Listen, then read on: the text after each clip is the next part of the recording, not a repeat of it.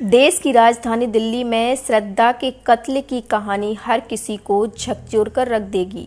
ये श्रद्धा का प्यार था या उसकी मौत का बुलावा, जब वो अपना सब कुछ छोड़कर मुंबई से हजारों किलोमीटर दूर अपने प्रेमी के साथ दिल्ली आ गई थी। जिस प्यार पर भरोसा करके श्रद्धा ने घर छोड़ने का फैसला लिया था, उस प्यार ने ही उसे हमेशा के लिए खामोश कर दिया। श्रद्धा के परिवार वालों ने भी उस रिश्ते से इनकार किया था, मगर शायद उसका अंदाजा नहीं था कि माता पिता से दूर होकर जिसके साथ वो जा रही है, वही एक दिन उसकी निर्मम तरीके से जान ले लेगा।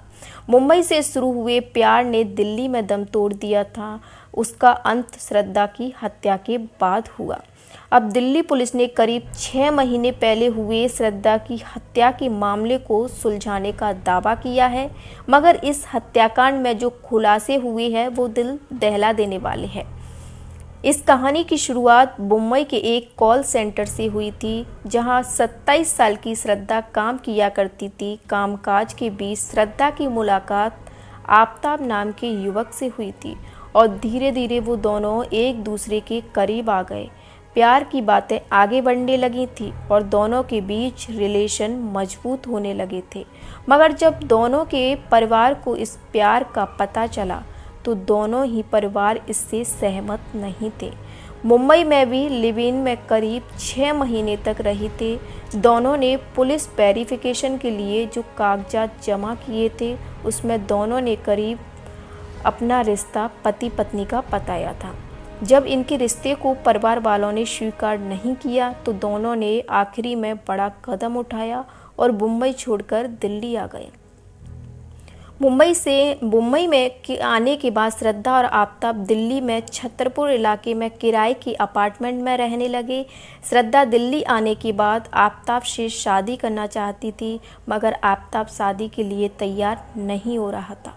जब श्रद्धा शादी के लिए दबाव बनाने लगी तो आफताब वो प्यार और वो रिश्ते भूल गया था जो जिसके भरोसे श्रद्धा उसके साथ आई थी। श्रद्धा ने शादी का दबाव बनाना शुरू किया तो आफताब हैवान बन बैठा। जब श्रद्धा ने शादी के लिए दबाव बनाना शुरू किया तो आफताब ने उसका कत्ल कर दिया।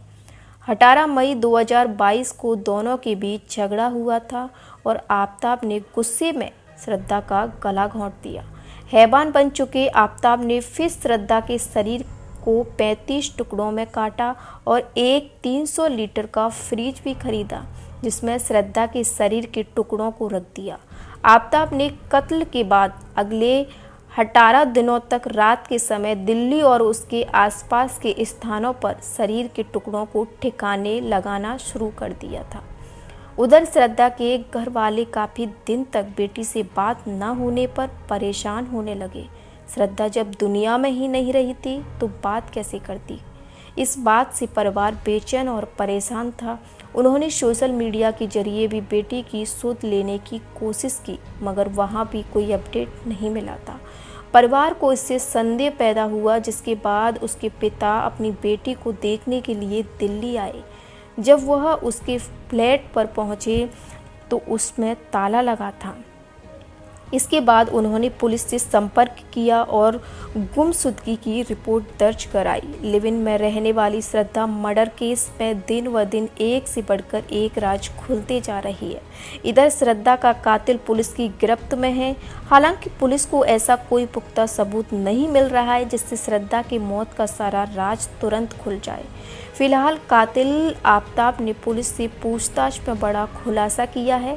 आफताब ने पुलिस से बताया है कि उसने श्रद्धा की हत्या करने के बाद उसका चेहरा जला दिया था, ताकि पहचान छुपाने के लिए ये तरीका उसने अपनाया था, इसलिए उसने श्रद्धा के फेस को जला दिया था। श्रद्धा की हत्या करने के बाद आफताब ने फर्श और फ्रिज से खून के दाग को साफ करने के लिए केमिकल का इस्तेमाल किया था। इसके अलावा आफताब ने श्रद्धा के टुकड़े करने से पहले श्रद्धा के कपड़े उतारे और उसके सीने पर बैठकर उसने पहले गले को काटा और कपड़ों को कूड़ा गाड़ी में फेंक दिया, जो कूड़े की गाड़ी आती है। इसके बाद महरौली के जंगल में रोज रात को एक एक टुकड़े ले जाकर फेंक दिया करता था। हत्या के बाद आफताब ने महीनों तक श्रद्धा के सोशल मीडिया अकाउंट को चलाता रहा और उसके दोस्तों से बात करता रहा ताकि किसी को यह ना पता चल सके कि श्रद्धा की मौत हो गई है। आफताब ने श्रद्धा के अकाउंट से उसके मोबाइल के जरिए 54,000 रुपये ट्रांसफ़र किए। आफताब पूनावाला की 20 से ज़्यादा महिला दोस्त थी। ये सभी बम्पर डेटिंग ऐप से बनी थी।